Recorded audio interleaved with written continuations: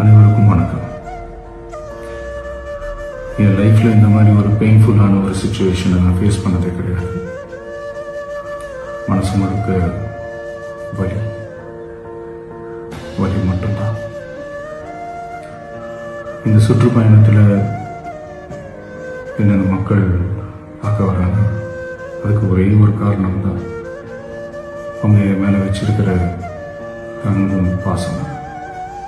அந்த அன்புக்கும் பாசத்துக்கும் நான் எப்பவும் கடமைப்பட்டிருக்கிறேன்.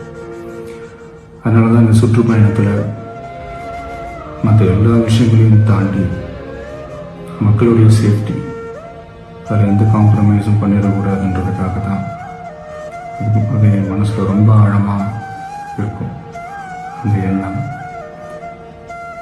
அதனால தான் இந்த அரசியல் காரணங்கள் எல்லாத்தையும் தவிர்த்துட்டு ஒதுக்கி வச்சுட்டு மக்களோட சேஃப்டி மட்டும் மைண்டில் வச்சுக்கிட்டு அதுக்கான இடங்களை சூஸ் பண்ணுறது, அதுக்கான இடங்களை பார்த்து பெர்மிஷன் கேட்கறது, போலீஸ் டிபார்ட்மெண்ட்டில் அதை ரிக்வெஸ்ட் பண்ணி கேட்போம்.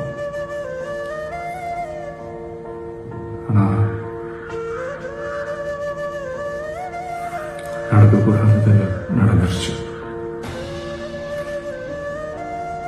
நான் மனுஷன் தானே.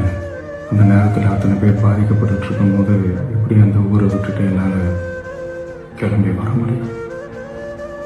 நான் திரும்ப போகணும்னு இருந்துச்சுன்னா அது ஒரு காரணம் காட்டி அங்கே வேறு சில பதட்டமான சுச்சுவேஷன்ஸ், வேறு சில அசம்பாவிதங்கள் அந்த மாதிரி எதுவும் நடந்துடக்கூடாதுன்றதுக்காக தான் நான் அவாய்ட் பண்ணேன். இந்த நேரத்தில் சொந்தங்களை இழந்து தவிக்கிற இத்தனை குடும்பங்களுக்கும் என்னுடைய ஆழ்ந்த இரங்கலை தெரிவிச்சுக்கிறேன். எனக்கு தெரியும், என்ன சொன்னாலும் இது இடையாகாதுன்னு எனக்கு தெரியும். ஹாஸ்பிட்டலில் ட்ரீட் பண்ணிகிட்ருக்கிற எல்லாருமே சீக்கிரமாக க்யூர் ஆகி வரணுன்றதை இந்த நேரத்தில் நான் நினைக்கிறேன். கூடிய சீக்கிரமே உங்கள் எல்லாரையும் நான் சந்திக்கிறேன். இந்த நேரத்தில் எங்களுடைய வலிகளை, எங்களுடைய நிலைமையை புரிஞ்சுக்கிட்டு எங்களுக்காக பேசின அரசியல் கட்சிகளை சார்ந்த நண்பர்கள், தலைவர்கள் அனைவருக்கும் என்னுடைய நன்றியை தெரிவிச்சுக்கிறேன். கிட்டத்தட்ட ஒரு 5 மாவட்டத்துக்கு பிரச்சாரத்துக்கு போனோம். இந்த மாதிரி எதுவுமே நடக்கல. ஆனால் கரூரில் மட்டும் ஏன் எப்படி நடக்குது, எப்படி நடக்குது? மக்களுக்கு எல்லா உண்மையும் தெரியும்.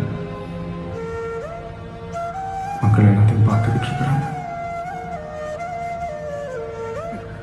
கரூரை சேர்ந்த அந்த மக்கள் அந்த உண்மையெல்லாம் வெளியில் சொல்லும்போது எனக்கு கடவுளே நேரில் வந்து இறங்கி அந்த உண்மைகள்லாம் சொல்கிற மாதிரி எனக்கு தோணுச்சு.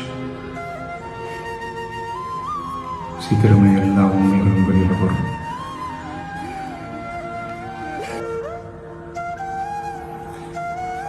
எங்களுக்கு தரப்பட்ட இடத்துல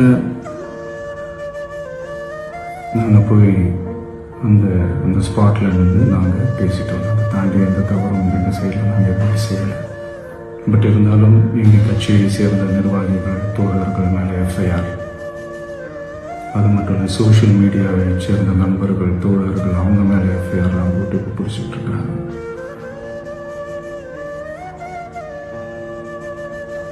சிஎம் சார், உங்களுக்கு ஏதாவது இந்த பழி வாங்கணும் அப்படின்ற எண்ணம் ஏதாவது இருந்துச்சுன்னா என்ன வேணாலும் பண்ணுங்க. அவங்க மேலே கேள்விப்படாது. நான் ஒன்று வீட்டில் இருப்பேன், இல்லை நான் ஆஃபீஸில் இருப்பேன். என்ன வேணாலும் சரி. நண்பர்களே, தோழர்களே, நம்மளுடைய அரசியல் பயணம் இன்னும் ஸ்ட்ராங்காக, இன்னும் தைரியத்தோடு